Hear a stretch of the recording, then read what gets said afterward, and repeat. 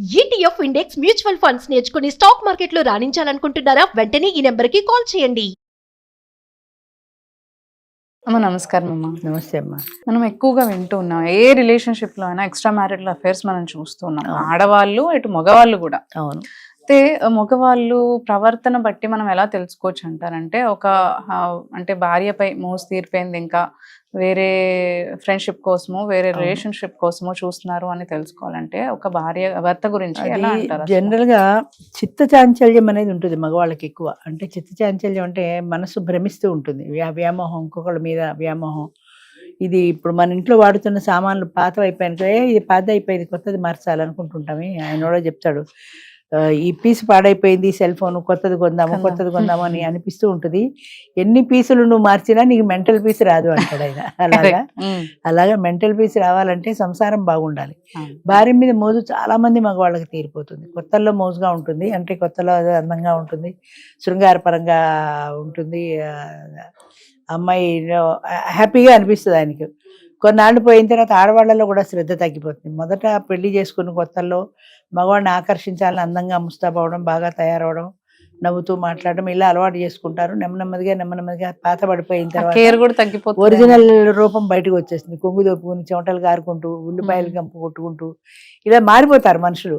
అంటే ఆ వ్యక్తిని చూసేటప్పటికి వీళ్ళకి ఒక ప్రశాంతమైన ఆ హ్యాపీనెస్ రాదు.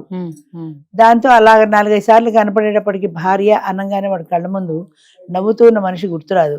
చింపిరి జుట్టుతో చెమటలు కారుకుంటూ ఇలా ఉండే భార్య గుర్తొస్తుంది. దాంతో ఆటోమేటిక్గా ఇంట్రెస్ట్ తగ్గిపోతుంది, దాంతో మోజు తగ్గిపోతుంది. ఇప్పుడు వస్తువు వాడుతున్నప్పుడు ఆ వస్తువు మీద, ఇప్పుడు ఎందుకు చీరే ఉందనుకో, మనం కొత్తలో చాలా ఇష్టంగా కొనుక్కుంటాం, చాలా ఇష్టంగా కట్టుకున్నప్పుడల్లా అబ్బా అని ఆనందపడతాం. అది కొన్నాళ్ళు పోయాక ఫేడ్ అయిపోతుంది, కలర్ ఫేడ్ అయిపోతుంది. ఫేడ్ అయిపోయిన తర్వాత ఇష్టంగా ఉన్న కలర్ ఫేడ్ అయిపోయింది కదా, బాగుండదు అనిపిస్తుంది. బయటికి కట్టుకోవడం మానేసి ఇంట్లోనే కట్టుకుంటాం. ఆ తర్వాత కొన్నాళ్ళకి ఇంట్లో కూడా కట్టబుద్ది అవ్వదు. ఆ చీర అబ్బా ఏం బాగుంది ఇది అని పక్కన పడేస్తాం. ఒకప్పుడు బాగుంది కదా, ఇప్పుడు ఎందుకు బాగాలేదంటే కొన్నాళ్ళు అయిపోయింది, అది పాత పడిపోయింది, దాని మీద మోజు తీరిపోయింది అంతే. అలాగే మగవాళ్ళకు కూడా ఆడవాళ్ళ మీద, ముఖ్యంగా భార్యల పట్ల కొన్నాళ్ళకి మోజు తీరిపోతుంది.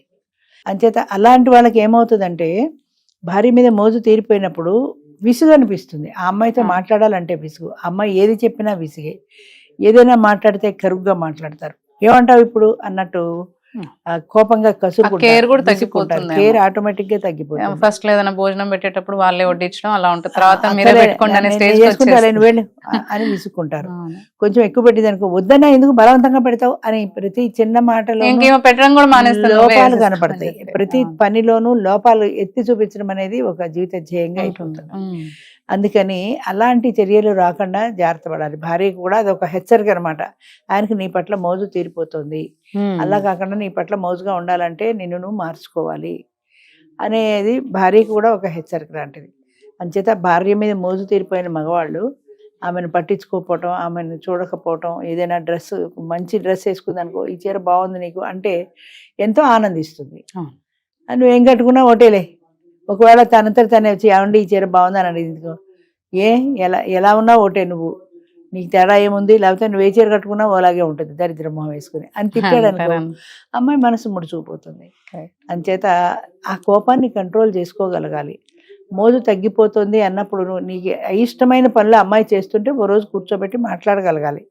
ఇదిగో నువ్వు ఇలా చేస్తే నాకు ఇష్టం అనిపించట్లేదు, నేను ఇంటికి వచ్చేవాడికి ఇలా ఎడ్డిగా ఉండకు, మంచిగా తయారై ఉండు, ఉన్నంతలో కాస్త ముఖం కడుక్కొని స్నానం చేసి చీర మార్చుకుని ఉంటే బాగుంటుంది కదా, నాకు సంతోషం అనిపిస్తుంది అలా ఉంటే, నీ పట్ల నాకు ఆ మోజు తీరిపోయిన భావన రాదు, ఇలా ఉంటే బాగుంటుంది, నాకు ఇలా ఉన్నావు నువ్వు, నిన్న నువ్వు నన్ను అరిచావు, నువ్వు నాకు మనసు ముడుచుకుపోయింది, చాలా బాధ అనిపించింది, ఆ రాత్రి నేను నీతో మాట్లాడలేదు, అంచేత అలాంటి పరిస్థితి మళ్ళీ తీసుకురాకు అని నెమ్మదిగా నచ్చ చెప్పుకుంటే కొద్దిగా అయినా మారే ప్రయత్నం.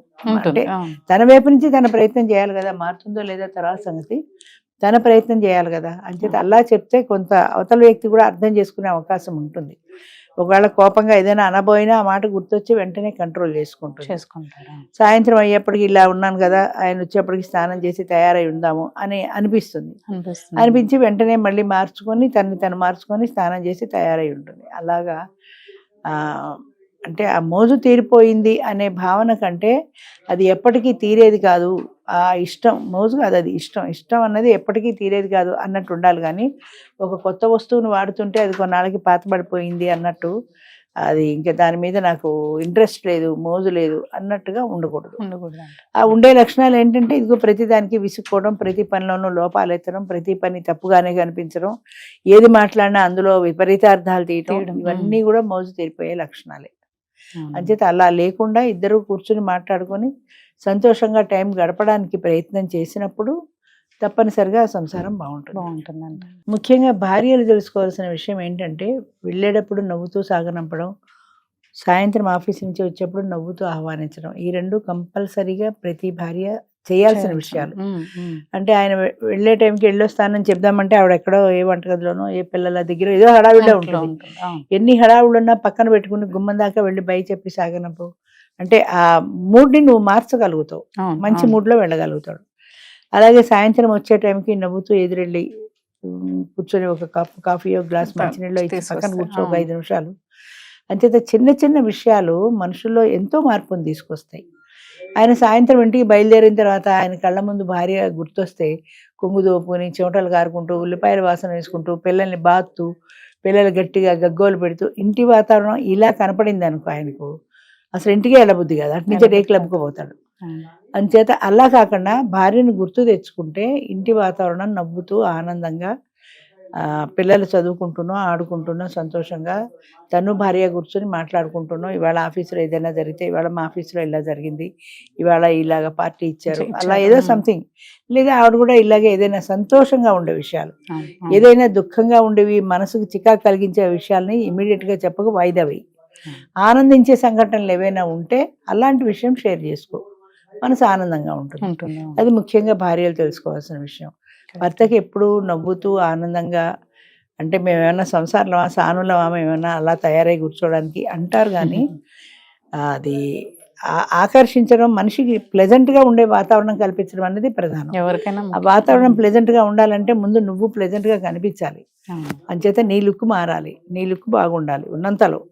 లేని అందాలు మనకి రావు, ఉన్న దాంట్లోనే మనం ఎప్పుడు అంటే ఇంటికి వెళ్ళాడు కానీ మా ఆవిడ ఎప్పుడు నవ్వుతూ కనపడుతుంది అనే భావన ఆయనకి రావాలి. కానీ అబ్బా ఇప్పుడు ఇంటికి వెళ్ళానంటే ఏ బ్రష్ మొహాన్ని చూడాల్సి వస్తుంది అని విసుక్కునేలాగా ఉండకూడదు. అది ఆడవాళ్ళు ముఖ్యంగా గుర్తుపెట్టుకోవాల్సిన అంశం. అలాగా అన్ని చేసినా కూడా ఏవో గొడవలు వస్తూనే ఉంటాయి, రావని కాదు.